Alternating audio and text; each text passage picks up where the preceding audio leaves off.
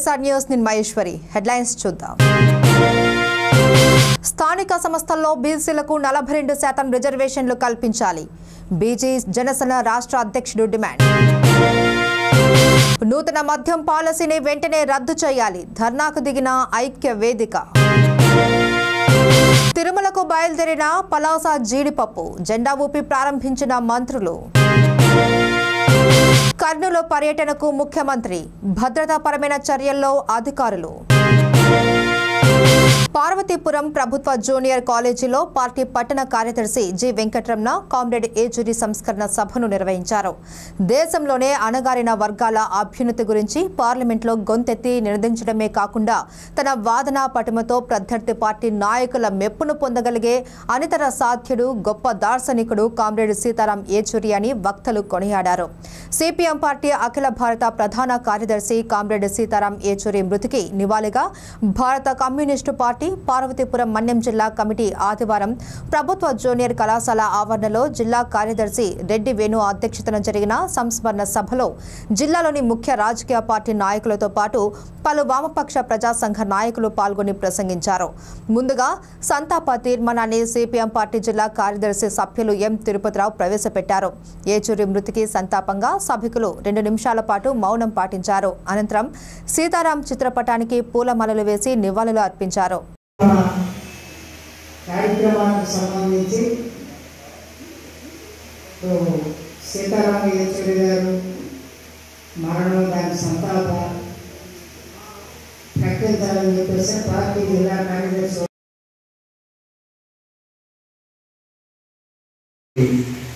గౌరవ కామ్రేడ్స్ నిరంతరం ప్రజా సమస్యలే పరిష్కారమే ఎజెండాగా చెట్టు కింద బెంచ్ దగ్గర కూర్చొని ఒక గ్లాస్ టీ గ్లాస్ పట్టుకొని ఇంకో చేతితో సిగరెట్ తాగుతూ బన్నును టీలో బన్ను ఉంచుకుంటూ తింటారు ఆయన. అలాగే కిందకి వచ్చి టీ ప్రధానంగా ఆల్ ఇండియా ప్రధాన కార్యదర్శిగా ఉండి ఇప్పుడు మహాసభలకు వెళ్ళబోతాను. ఈ టైం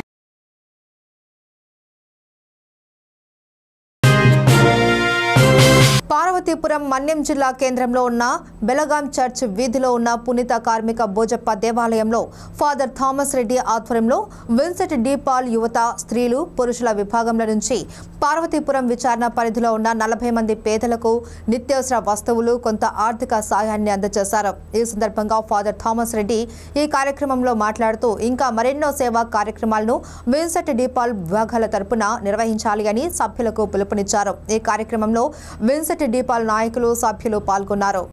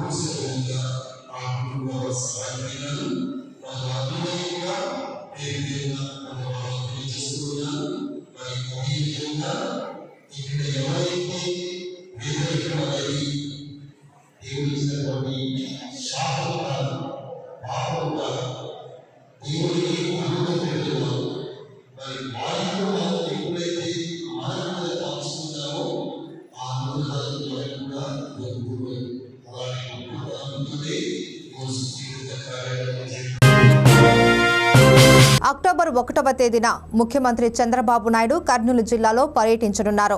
పర్యటనలో భాగంగా పత్తికొండ మండలం పుచ్చకాయలమాడ గ్రామంలో ఎన్టీఆర్ భరోసా పెన్షన్ పంపిణీ కార్యక్రమంలో సీఎం పాల్గొంటున్నట్లు సమాచారం. ఈ నేపథ్యంలోనే ముఖ్యమంత్రి చంద్రబాబు నాయుడు పర్యటనపైన అధికారులు ప్రత్యేక దృష్టి సారించారు. గ్రామ సభా స్థలాన్ని పరిశీలించి తగు భద్రతా చర్యలను తీసుకుంటున్నారు అధికారులు. కర్నూలు జిల్లా కలెక్టర్ రంజిత్ బాషా, జిల్లా ఎస్పీ బిందు మాధవ్, జాయింట్ కలెక్టర్ నవ్య, ఆర్డీఓ మరియు అన్ని శాఖల అధికారులు ఏర్పాట్లను పర్యవేక్షిస్తున్నారు.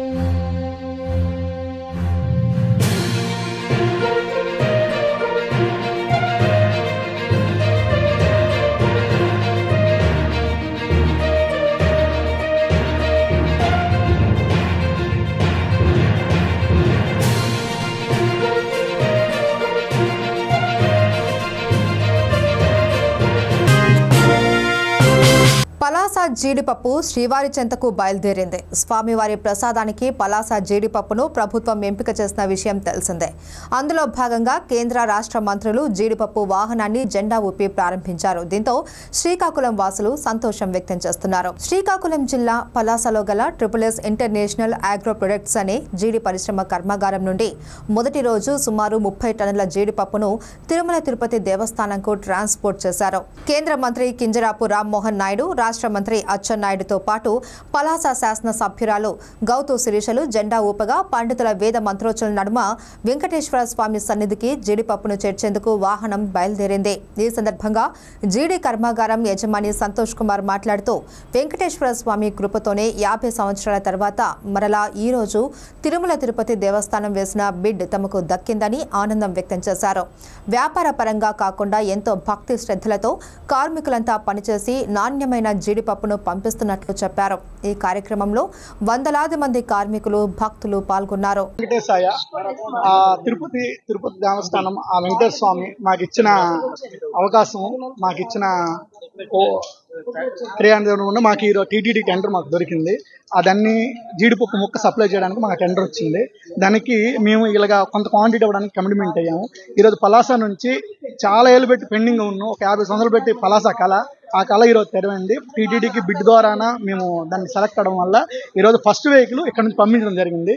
దానికి మా లేబరు, మా తల మొత్తం వర్కర్స్ అందరు కూడా చాలా సంతోషంగా ఉన్నారు. ఎందుకంటే వాళ్ళ భక్తి శ్రద్ధలతో దేవుడికి ఎలాగైనా మనం ఇది చేయాలి, వాళ్ళకి చేయాలి, సప్లై చేయాలనే ఆలోచనను వాళ్ళందరూ కూడా భక్తి శ్రద్ధలతో సేవ చేయాలని కోరికతో ఈరోజు మా ఫ్యాక్టరీ నుంచి సేవ అందరూ అంటే వ్యాపారం చూడకుండా సేవ అనే ప్రయత్నంతో ఇక్కడ నుంచి మేము స్టార్ట్ చేయడం జరిగింది. కాబట్టి మేము చాలా హ్యాపీగా ఉన్నాము. ఇంకా ఫ్యూచర్ కూడా పలాస నుంచి పెద్ద క్వాంటిటీ వెళ్ళాలి. ఇలాగ పలాస నుంచి వెళ్ళడం వల్ల మన ఫార్మర్స్ కానీ ఇక్కడ ఉన్న వర్కర్స్ కానీ మంచి ఉపాధి కలుగుతుంటుంది. ఆ టీటీడీకి ఏది రిక్వైర్మెంట్ ఉందో మన పలాస నుంచి వెళ్ళడం వల్ల మొత్తం ఇక్కడ మన లేబర్కి కూడా మంచి వర్కర్ దొరుకుతుంది, మన ఫార్మర్ కూడా మంచి రేట్ వస్తుంది. ఇంతకాలం కూడా మన కర్ణాటక, కేరళ, తమిళనాడు నుంచి వెళ్తుంది. ఇది మన పలాసకి రావడం, మన ఆంధ్రాకి రావడం 50 సంవత్సరాల తర్వాత రావడం వల్ల చాలా హ్యాపీగా ఉన్నాము. ఇది జరగడం వల్ల ఇక్కడ అందరికి కూడా మంచి జరుగుతుంది, మంచి ఉపాధి జరుగుతుంది. మనం కూడా క్వాంటిటీ ఇస్తే ఫ్యూచర్లో టీటీడీకి మనం అందరం సప్లై చేయగలం. కాబట్టి పలాస నుంచి ఇక మీద నుంచి సప్లై చేయబోతున్నాం అని చెప్పేసి చెప్పుకుంటాం. సప్లై చేస్తాం కూడా. చాలా ఆనందంగా ఉన్నది. శ్రీకాకుళం పలాస రైల్వే స్టేషన్లో ఓ కింగ్ కోబ్రా హల్చల్ చేసింది. కింగ్ కోబ్రా మరో నాగుపామును మింగుతూ జనాలను హడలెత్తించింది. పలాస రైల్వే స్టేషన్కు సమీపంలో గల రైల్వే కాలనీలో ఈ ఘటన చోటు చేసుకుంది. ఆహార అన్వేషణలో ఉన్న సుమారు 6 అడుగుల కింగ్ కోబ్రాకు మరో నాగుపాము ఆహారంగా దొరకడంతో ఆ పామును మింగుతున్న క్రమంలో రైల్వే పారిశుద్ధ్య కార్మికుల కంటపడింది. ఈ దృశ్యాన్ని చూసేందుకు జనాలు ఎగబడుతూ ఎంజాయ్ చేశారు. అయితే ఇది గమనించిన రైల్వే అధికారులు ఫారెస్ట్ అధికారులకు సమాచారం అందించగా పలాస ఫారెస్ట్ రేంజర్ మురళీకృష్ణం నాయుడు హుటాహుటిన స్నేక్ క్యాచర్ ఘటనా స్థలానికి చేరుకున్నారు. ముందుగా ఆహారమవుతున్న పామును విడదీసి కింగ్ కోబ్రాను చాకచక్యంగా గోనె సంచిలో బంధించడంతో అంతా ఊపిరి పీల్చుకున్నారు. కింగ్ కోబ్రాను అటవీ శాఖ అధికారులు ఫారెస్టులో విడిచిపెట్టారు.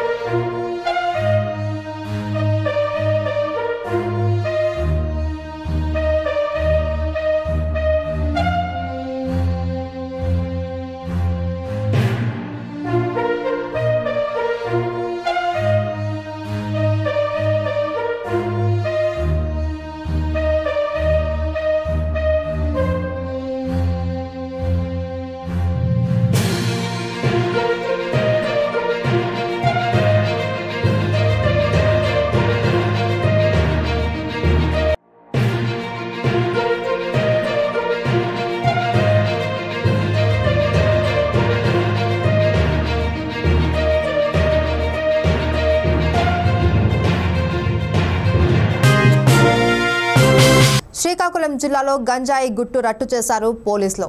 పలాస ఇచ్చాపురంలో పోలీసుల తనిఖీల్లో భారీ ఎత్తున గంజాయి పట్టుబడింది. గంజాయి తరలిస్తున్న ఒడిశా గంజాయి ముఠా సభ్యులను అరెస్టు చేశారు. వీరి వద్ద నుండి 83.3 కిలోల గంజాయి, 2 మొబైల్ ఫోన్లు, బైక్ను స్వాధీనం చేసుకున్నట్లు మీడియా సమావేశంలో వివరించారు పోలీసులు. నిందితుల్లో ఉన్న ఓ మహిళతో సహా మరో 2 యువకులపై NDPS కేసు నమోదు చేసినట్లు తెలిపారు. పట్టుబడిన గంజాయి విలువ సుమారు 4 లక్షలు ఉంటుందని అంచనా. కేసు నమోదు చేసిన పోలీసులు దర్యాప్తు చేస్తున్నారు. అందరికీ నమస్కారం. మనకి ఈరోజు శ్రీకాకుళం జిల్లా పోలీస్కి సంబంధించి ఇచ్చాపురం టౌన్లో కాశీబుగ్గ సబ్ డివిజన్ ఒక గాంజా కేసు రిజిస్టర్ చేయడం జరిగింది. సో ఇందులో 82 kilos ganja, 2 mobile phones and 2 అక్యూజ్ని అరెస్ట్ చేయడం జరిగింది. ఒకరు మేల్ పర్సన్ బబ్రూ బహన్ స్వైన్ అని చెప్పి, ఇతనిది Ganjam district, Odisha state. And ఒక లేడీ వచ్చి లలిత ప్రదీప్ గారు అని చెప్పి, వీళ్ళది Nashik district Maharashtra, but settled in Surat, Gujarat.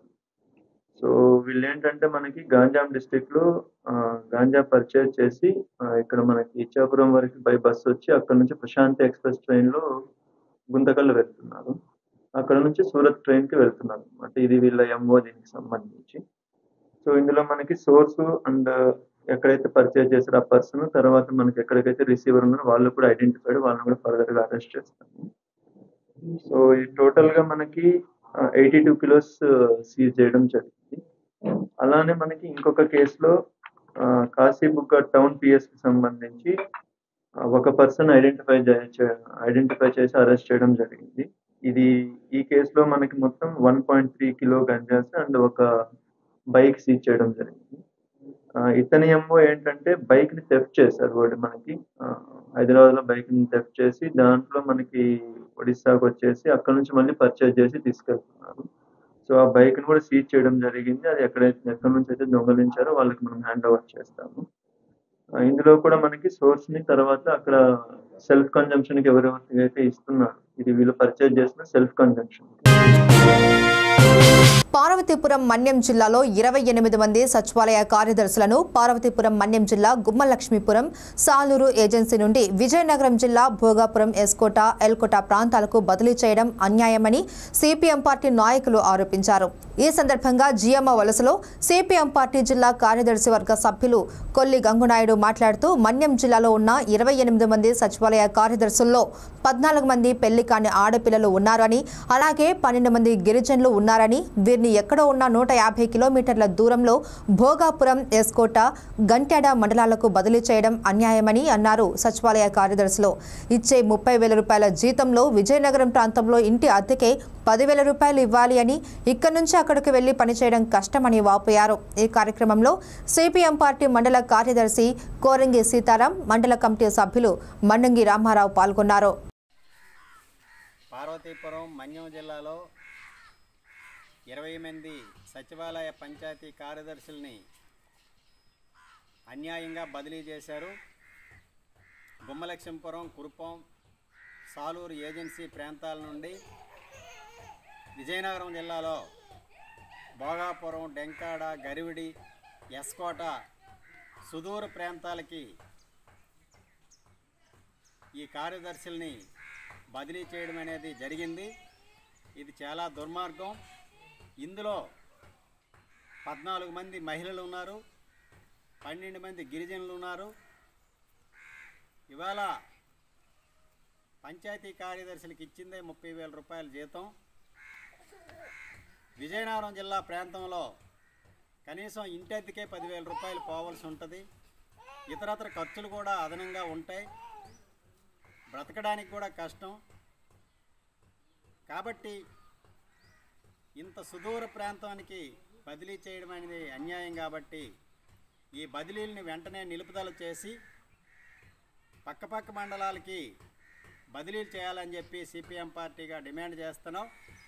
ఎందుకంటే ఇవాళ రాష్ట్ర ప్రభుత్వం, తెలుగుదేశం పార్టీ అధికారంలోకి వచ్చిన తర్వాత బదిలీల ప్రక్రియ అనేది, ఉద్యోగుల బదిలీల ప్రక్రియ అనేది ఒక రాజకీయ ప్రవాసనం లాగా మారింది. ఎమ్మెల్యే లెటరు, మంత్రి లెటర్ ఉంటే తప్ప నచ్చిన ప్రదేశానికి బదిలీ చేసే పరిస్థితి లేదు. అధికారం ఉన్నవాళ్ళు, అవకాశం ఉన్నవాళ్ళు ఎమ్మెల్యేల్ని, మంత్రుల్ని ఇన్ఫ్లుయెన్స్ చేయగలిగిన వాళ్ళంతా లెటర్లు తీసుకొచ్చి నచ్చిన చోట్లకి బదిలీలు అవుతున్నారు. ఈ పంచాయతీ కార్యదర్శులు గిరిజనులు కాబట్టి, అమాయకులు కాబట్టి, మహిళలు కాబట్టి వీళ్ళని అంతర్జిల్లాలకి ఈ రకంగా చేయడం మంచి పద్ధతి కాదు. కాబట్టి వెంటనే మంత్రి సంధ్యారాణి గారు, అలాగే ఇక్కడున్న కురుపావు నియోజకవర్గంలో ఉన్న ఎమ్మెల్యే జగదీశ్వర్ గారు వీటి మీద జోక్యం చేసుకొని, మీరు చెప్తే బదిలీలు నిలుపుదల అవుతాయి కాబట్టి వెంటనే కలుగు చేసుకొని ఈ బదిలీలు నిలుపుదల చేసి పక్కపక్క మండలాలకి, వెసులుబాటు అయ్యే మండలాలకి పంచాయతీ కార్యదర్శుల్ని బదిలీలు చేయాలని చెప్పి ఈ సందర్భంగా డిమాండ్ చేస్తున్నాం. అలాగే ఎవరైతే అన్యాయంగా బదిలీకి గురయ్యారో వాళ్ళంతా కూడా ఆలోచించండి. మీ వెనక ప్రజా సంఘాలు ఉంటాయి, ప్రజాతంత్ర వాదులు ఉంటారు. మీరు ధైర్యంగా నిలబడి పోరాటం చేయండి. మీకు పూర్తి స్థాయిలో ప్రజా సంఘాలన్నీ కూడా సహకరిస్తాయని చెప్పి ఈ సందర్భంగా చెప్తాను. నాకు పెట్టే నూతన మద్యం పాలసీని రద్దు చేయాలని కోరుతూ విశాఖలో మహిళా సంఘాల ఐక్యవేదిక ధర్నా చేపట్టింది. జీవీఎంసీ వద్ద ధర్నాకు దిగిన ఐక్యవేదిక సభ్యులు మద్యం పాలసీకి వ్యతిరేకంగా నినాదాలు చేశారు. మద్యపానం వల్ల కుటుంబ వ్యవస్థ చిన్నాభిన్నమవుతుందని ఆందోళన వ్యక్తం చేశారు. అన్ని అనర్థాలకు కారణమైన మద్యాన్ని నిషేధించకపోగా మరింత ఎక్కువ ఆదాయం వచ్చేలా దుకాణాలు పెంచడం సరికాదని ఆగ్రహం వ్యక్తం చేశారు. రాష్ట్రంలో మద్యం షాపులు పెంచడం, ప్రైవేటు వ్యక్తులకు లైసెన్సులు ఇవ్వడం, లైసెన్స్ ఫీజుల ద్వారా ప్రభుత్వానికి 2000 కోట్ల ఆదాయం వస్తుందని, మద్యమే ప్రధాన ఆదాయ వనరులుగా భావిస్తూ పేదల జీవితాల్లో ప్రభుత్వం మరింత చీకటి నింపుతుందని ఆగ్రహం వ్యక్తం చేశారు. ప్రభుత్వమే మద్యం దుకాణాలు నడపాలి అని, ఉదయం 11 గంటల నుంచి రాత్రి 8 గంటల వరకే షాపులకి అనుమతులు ఇవ్వాలి అని సూచించారు.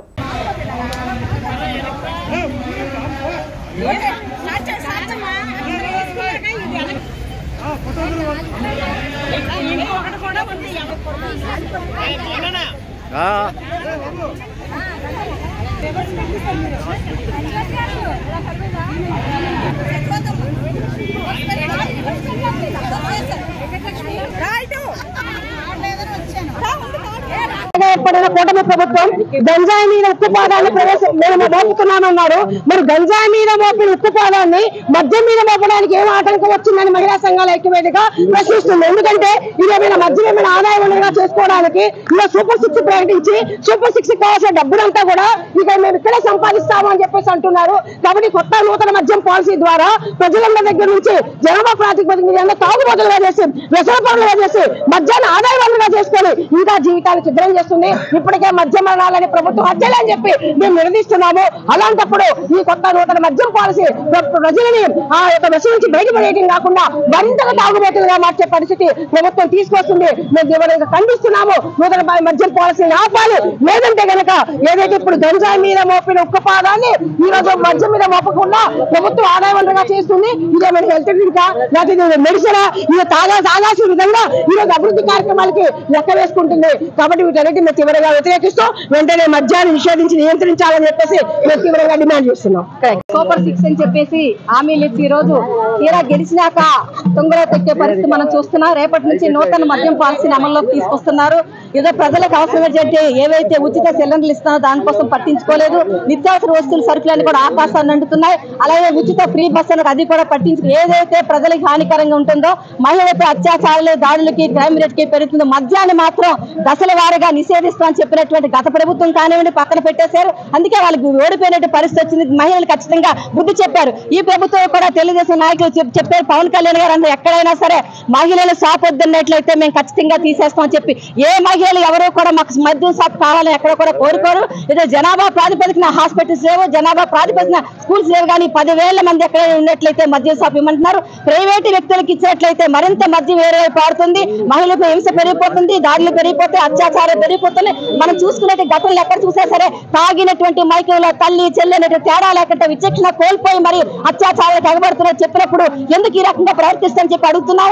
దశల వారి మద్యపాన నిషేధాన్ని మహిళా సంఘాల ఐక్యవేదిగా ఎన్నో ఏళ్ళుగా పోరాటం చేస్తాం. ఆ వైపుగా పక్కన పెట్టేసి ఈరోజు ప్రభుత్వం నడిపించాలంటే షాపులు విచ్చలవిడిగా పెంచేసిన ప్రైవేట్ వ్యక్తులకి ఇస్తాం 2,000 కోట్ల రూపాయలు కేవలం ఫీజుల ద్వారా వసూలు చేస్తామని చెప్పి తెలియజేయడం జరుగుతుంది. మా ఆడవాళ్ళని ప్రాణమానాలు దోచుకుంటున్నారు. ఇప్పటికే అనేక మంది తాలిబొట్లు తెగిపోయి భర్తలు పోయి బిడ్డలకు పోయి అనేక విషయాలకు గురైతే ఈ నేపథ్యంలో దశల వారి మద్యపాన నిషేధాన్ని అమలు చేయాలి. కనీసం మద్య నియంత్రణకైనా సరే పాటుపడని చెప్పి మహిళా సంఘాల ఐక్యవేదికగా మేము హెచ్చరిస్తా ఉన్నాం. పాలకులు మారినా ప్రభుత్వ విధానాలు మారలేదు. మాటలు చెప్పడే కాబట్టి చేతలేమీ లేవని చెప్పేసి తెలియజేస్తా ఉన్నారు. గత ప్రభుత్వం 20% రేషన్ తగ్గిస్తానని చెప్పాడు. కానీ గవర్నమెంట్ మొత్తం దివాలా తీసేసి మద్యాన్ని ఆదాయ వనరుగానే చూస్తాం. 2,000 కోట్ల రూపాయలు లాభం రావాలి, లైసెన్సులు పెడతామని చెప్పేసి చెప్తున్నారు. కాబట్టి మహిళలకు ఇప్పుడే మేము ప్రోగ్రామ్ చేసాం. ఇంకా మహిళలు ఇప్పటికే నేరాలు ఘోరాల్లో మొదటిసారి ఆంధ్రప్రదేశ్. కాబట్టి ఇప్పుడు ఊరి కూడా వేసేసుకునే పరిస్థితి వచ్చింది. కనుక మద్యాన్ని ఆదాయ వనరుగా చూసే ధోరణి రూపుమాపాలని చెప్పేసి తెలియజేస్తూ ఈ రోజు ఈ ప్రోగ్రామ్ నిర్వహించడం జరిగింది. అక్టోబర్ 15 లోపు న్యూ ఎక్సైజ్ పాలసీ విధానాన్ని రద్దు చేయాలి, ప్రైవేటు సంస్థలకు ఇవ్వద్దు. అలాగే గవర్నమెంట్ నిర్వహిస్తే కనుక డ్రై డే అట్లాగే సెలవులప్పుడు పండుగలప్పుడు ఇవ్వరు. కనుక న్యూ ఎక్సైజ్ పాలసీ విధానాన్ని రూపొందించే ధోరణిని మేము తీవ్రంగా ఖండిస్తా ఉన్నాం. ఈ రోజు మహిళల మీద జరిగే నేరాల్లో అగ్రస్థానంలో ఆంధ్రప్రదేశ్ ఉండాలంటే కారణం మద్యం అమ్మకాలు, మద్యం యొక్క దొడ్డిదారిని అమ్మడం వల్లే. కనుక దీన్ని ఆదాయ వనరుగా చూడొద్దని చెప్పదలుచుకున్నాం. ఆ రకంగా ఈ రోజు ఈ ప్రోగ్రామ్ నిర్వహించడం జరిగింది. ఈ రోజు గంజాయి మీద ఉక్కుపాదం మోపడం కాదు, జస్టిస్ వర్మ కమిషన్ సిఫార్సు చెప్పినట్టు గంజాయి గాని మాదక ద్రవ్యాలు గాని అలాగే మద్యం మహిళల మీద దాడులు కీలకం అవుతుందని చెప్పేసి చెప్పారు. కాబట్టి దీన్ని ఒక్కసారి మీరు గమనించండి. సనాతన ధర్మం కోసం మాట్లాడటం కాదు, మహిళల్ని అత్యాచారాలు గురి చేయడం మీ పద్ధతి అని చెప్పేసి ప్రశ్నిస్తా ఉన్నాం. కాబట్టి నేరాన్ని రూపు మాపాలంటే మూలాల్లోకి వెళ్ళాలి, మద్యం నిషేధించాలి, డ్రగ్స్ నిషేధించాలి, మాదక ద్రవ్యాలు నిషేధించాలని చెప్పి డిమాండ్ చేస్తా ఉన్నాం. చిత్తూరు జిల్లా పుంగునూరు పట్టణంలో యూబీ కాంపౌండ్లో నివసిస్తున్న అజ్మతుల్లా కుమార్తె ఆస్పియా అంజుం ఆదివారం సాయంత్రం నుంచి కనిపించడం లేదు. దీంతో తల్లిదండ్రులు కుటుంబ సభ్యులతో కలిసి పలుచోట్ల గాలించినా ఆచూకీ దొరకలేదు. చిన్నారి తండ్రి పోలీసులను ఆశ్రయించారు. ఈ విషయం తెలుసుకున్న జిల్లా ఎస్పీ చిన్నారి ఆచూకీ కోసం 3 సిఐలు డాగ్ స్క్వాడ్ను రంగంలోకి దింపారు. పూర్తి వివరాలు ఇంకా తెలియాల్సి ఉంది.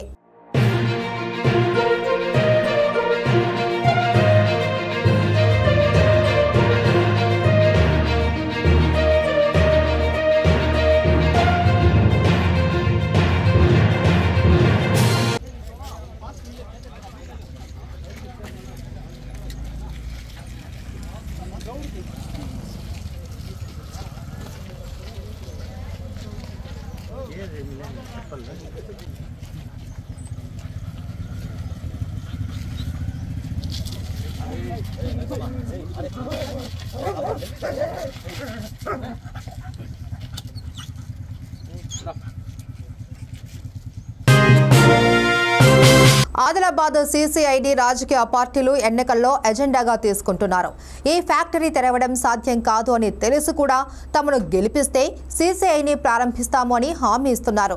గెలిచిన తర్వాత రాష్ట్ర స్థాయి నాయకులు సీసీఐని సందర్శించడం, ఢిల్లీకి వెళ్లి ప్రైమ్ మినిస్టర్ను, కేంద్ర పరిశ్రమల శాఖ మంత్రులను కలిసి ఫోటోలకు ఫోజులిచ్చి ప్రెస్ మీట్లు పెట్టి సీసీఐ రీ ఓపెనింగ్ కు కేంద్రం సానుకూలంగా ఉందని చెప్పడం ఇక్కడి నాయకులకు పరిపాటిగా మారింది. స్థానిక సంస్థల ఎన్నికలకు రాష్ట్ర ప్రభుత్వం సిద్ధమవుతూ ఉండగా తాజాగా కొందరు నాయకులు ఢిల్లీలో కేంద్ర మంత్రులను కలుస్తూ సీసీఐని తెర మీదకు తీసుకువచ్చి ప్రజలను మోసం చేయడానికి సిద్ధమవుతున్నారు. దీనిపై ప్రత్యేక కథనం చూద్దాం. ఆదిలాబాద్లో సీసీఐ 1980లో నిర్మించారు. 1984లో వాణిజ్యపరంగా గుర్తింపు పొంది 1990 వరకు లాభాలు వచ్చాయి. 1994లో అప్పటి ప్రధాని పివి నరసింహారావు నూతన ఆర్థిక సంస్కరణలను ప్రారంభించారు. పరిశ్రమల మెయింటెనెన్స్ కోసం నిధులు కేటాయించకపోవడంతో క్రమక్రమంగా సీసీఐ ప్రొడక్షన్ తగ్గిపోయింది. లాభాలలో ఉన్న ఈ ఫ్యాక్టరీని నష్టాల్లో కూరుకుపోయేటట్లు చేసి board for industrial financial reconstruction refer చేశారు. దేశంలో నష్టాల్లో ఉన్న తాండూర్, హిమాచల్ ప్రదేశ్, అస్సాంలో ఉన్న సిమెంట్ ఫ్యాక్టరీలను నడపవద్దని బీఎఫ్ఆర్ ప్రభుత్వానికి నివేదించింది. ఆదిలాబాద్లోని సీసీఐని యథావిధిగా కొనసాగించాలి అని క్లీన్ చిట్ ఇచ్చింది. అయినప్పటికీ కేంద్ర ప్రభుత్వం ఆదిలాబాద్ సీసీఐని నడిపించకపోవడంతో దశాబ్దాల కాలంగా మిషన్లన్నీ చెడిపోయాయి. 3 ఏళ్ల క్రితం నరేంద్ర మోడీ సర్కార్ సీసీఐని స్క్రాప్ కింద పరిగణించి మిషన్లను అమ్మడానికి టెండర్ వేసింది. అయితే వామపక్షాల ట్రేడ్ యూనియన్లు అడ్డుకోవడానికి కోర్టును ఆశ్రయించారు.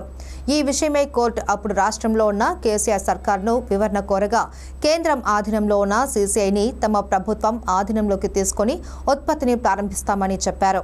తమకు సమయం ఇవ్వాలి అని కోరింది. గడువు ముగియడంతో కోర్టు వామపక్షాల ట్రేడ్ యూనియన్ల కేసును కొట్టివేసింది. దీంతో మళ్లీ కేంద్ర ప్రభుత్వం సీసీఐ మిషన్ల అమ్మకానికి టెండర్ వేసింది. బీజేపీ కానీ టీఆర్ఎస్ కానీ ఇంకో కాంగ్రెస్ కానీ ఏదైనా కానీ వాళ్ళు ఈ సీసీఐని రీఓపెన్ చేస్తాం, మాకు మద్దతు ఇవ్వండి, సపోర్ట్ చేయండి అని ఎన్నికలు రాగానే అయిపోయి ఓట్లు గుంజుకునుడు. మళ్ళీ ఎన్నికలు అయిన తర్వాత ఈయనకు పట్టింపు లేదు, ఆయనకు పట్టింపు లేదు. ఇప్పుడు మొన్న శ్రీధర్ బాబు వచ్చాడు. శ్రీధర్ బాబు అసలు ఇది రాష్ట్ర ప్రభుత్వానికి సంబంధించిందే కాదు. ఇక్కడ ఉన్నటువంటి ఎమ్మెల్యే శ్రీధర్ బాబుని సీసీఐకి తీసుకెళ్లడం జరిగింది. ఇది కేంద్ర ప్రభుత్వ సంస్థ. మరి ఎమ్మెల్యేకి తెలుసు కదా, ఎమ్మెల్యే ఇక్కడ బీజేపీ, ఎంపీ బీజేపీ. మరి ఇప్పుడు కేంద్ర ప్రభుత్వ సంస్థ ఒకవేళ వాళ్ళకి అక్కడ ఏమన్నా ఇన్ఫ్లుయెన్స్ ఉన్నదంటే పోయి అక్కడ ప్రైమ్ మినిస్టర్తో మాట్లాడాలి.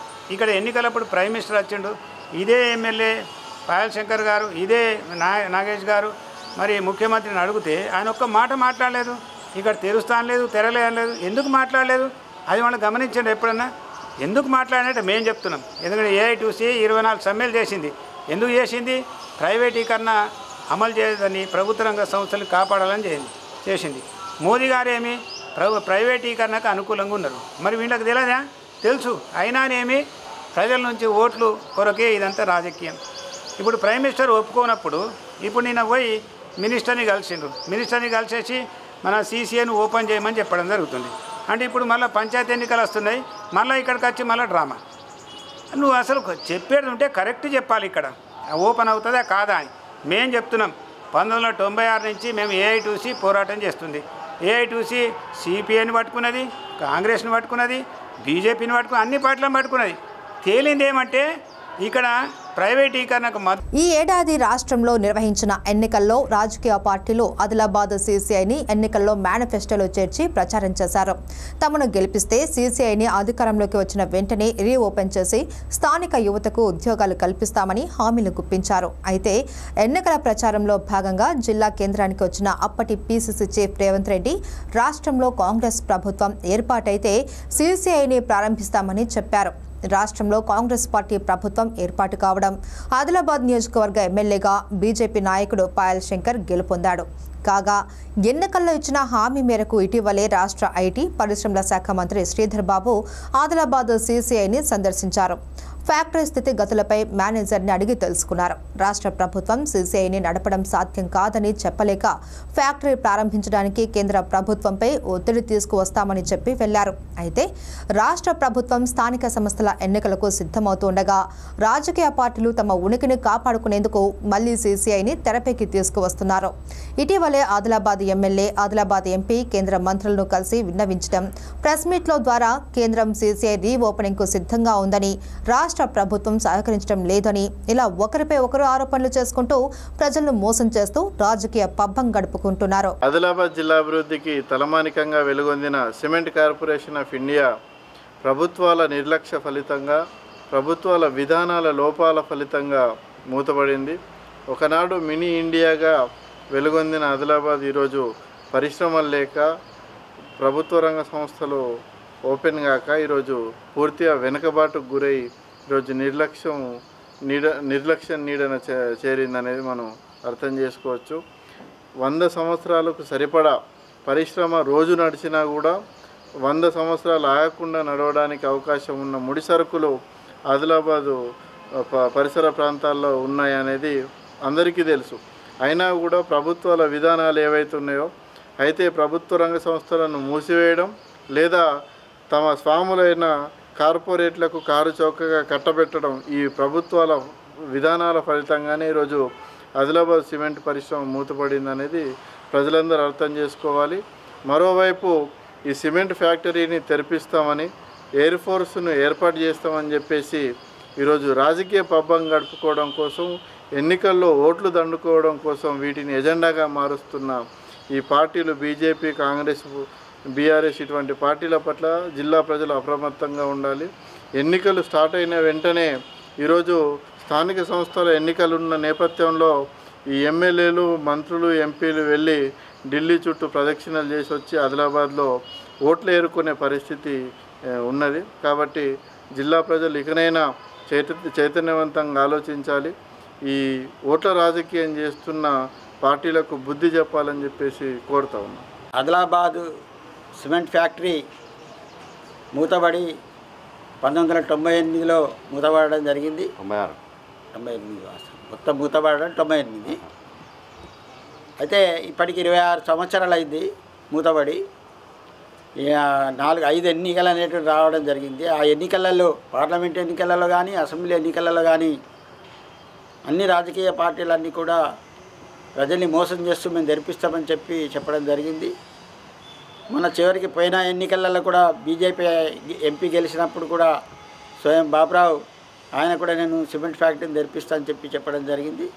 మొన్న జరిగిన ఎన్నికలలో కూడా నగేష్ గారు నేను ఖచ్చితంగా తెరిపిస్తా అని చెప్పడం జరిగింది. పాయలశంకర్ గారు కూడా గెలవడం జరిగింది.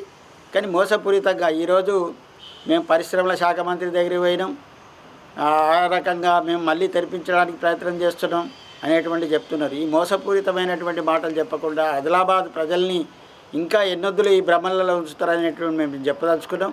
ఎందుకనంటే వాస్తవంగా దాన్ని తుక్కు కింద అమ్మేయడానికి ఒక ప్రయత్నం అనేటువంటిది కేంద్ర ప్రభుత్వం చేసుకోవడం జరిగింది. ఆ తుక్కు కింద పెట్టినప్పుడు కోర్టుకు వెళ్ళడం కూడా జరిగింది. కోర్టుకు వెళ్తే ఆ కోర్టులో ఇప్పుడు మొన్న తీర్పు కూడా ఇవ్వడం జరిగింది. ఒక రకంగా చెప్పాలంటే ప్రభుత్వ రంగ పరిశ్రమల్ని మూతబడబెట్టడం అనేటువంటిది చాలా అన్యాయం, దుర్మార్గం. ఇక్కడ ఉన్నటువంటి ప్రజల్ని ఇబ్బంది పెట్టడం. వెనుకబడ్డ ప్రాంతం ఇది, గిరిజన ప్రాంతం, అదేవిధంగా అనేక దళితులు ఉన్నటువంటి ప్రాంతం ఇది. సమగ్ర కుల గణన చేపట్టే స్థానిక సంస్థల్లో బీసీలకు 42% రిజర్వేషన్లు ఇచ్చేంత వరకు పోరాడతామని బీసీ జనసభ రాష్ట్ర అధ్యక్షుడు రాజారాం యాదవ్ అన్నారు.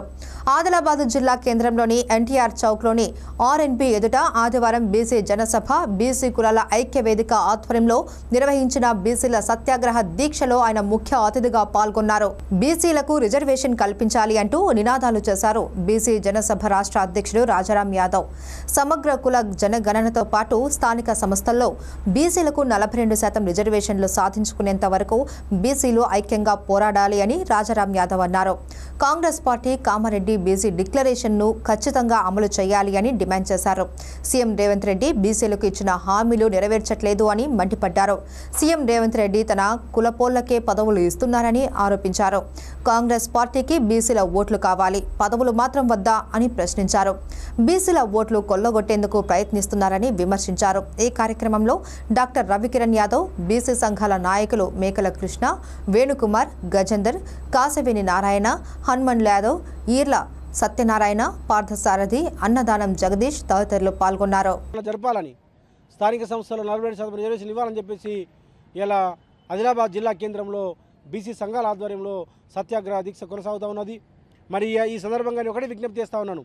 ఇలా ఈ కాంగ్రెస్ పార్టీ అధికారంలో రావడానికి కోసము అసెంబ్లీ ఎన్నికల సందర్భంగా రేవంత్ రెడ్డి ఎక్కడైతే మరి ఎమ్మెల్యేగా పోటీ చేసిన కామారెడ్డి ప్రాంతాన్ని ఎంచుకొని సిద్ధరామయ్య గారి చేత, కర్ణాటక ముఖ్యమంత్రి అయినటువంటి సిద్ధరామయ్య చేత మరి Congress party Kamareddy BC declaration ఇవ్వడం జరిగింది. ఆ బీసీ డిక్లరేషన్లో ముఖ్యంగా సమగ్ర కులగా జరుపుతాం అధికారంలోకి వచ్చినట్టు 6 నెలల్లో. అట్లాగే అధికారంలోకి వచ్చినట్టు 6 నెలల్లోనే సమగ్ర కులగా జరిపి 42% స్థానిక సంస్థలో బీసీలకు రిజర్వేషన్లు ఇస్తామని చెప్పేసి ఆ రోజు రేవంత్ రెడ్డి గారు, సిద్ధరామయ్య గారు, కాంగ్రెస్ పార్టీ ప్రకటించింది. మరి ఇలా అధికారంలోకి వచ్చి 6 నెలలైంది. ఇప్పటికీ మరి వాళ్ళు ఏమాత్రం కూడా లెక్క చేయకుండా ఇలా 9 నెలలు గడుస్తున్నప్పటికీ సమగ్ర కులం జరపకుండా ఇలా రేవంత్ రెడ్డి గారు మీనమేసాలు లెక్క పెడుతున్న పరిస్థితి. అట్లాగే 1,00,000 కోట్ల బడ్జెట్ ఇస్తామని చెప్పేసి అన్నారు. కానీ మొన్న కేవలము 8,000 కోట్ల బడ్జెట్ మాత్రం ఇవ్వడం జరిగింది. ఎంబీసీలకు ప్రత్యేకంగా మంత్రిత్వ శాఖ ఇస్తామని చెప్పడం జరిగింది.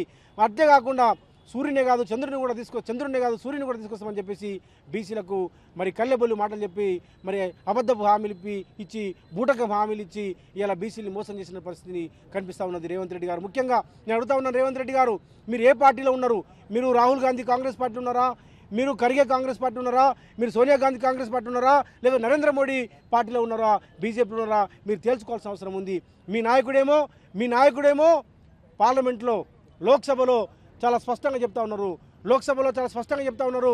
అయ్యా నరేంద్ర మోడీ గారు మాకు మరి బీసీలకు ఎస్సీ ఎస్టీలకు మీరు వాటా ఇవ్వాలని చెప్పేసి హల్వాని అందరికి పంచమని చెప్పేసి ఇలా నిర్మలా సీతారామన్ని రాహుల్ గాంధీ గారు ప్రశ్నిస్తూ ఉన్నారు. AV Bulletin updates. For more updates, keep watching SR Media. Namaste.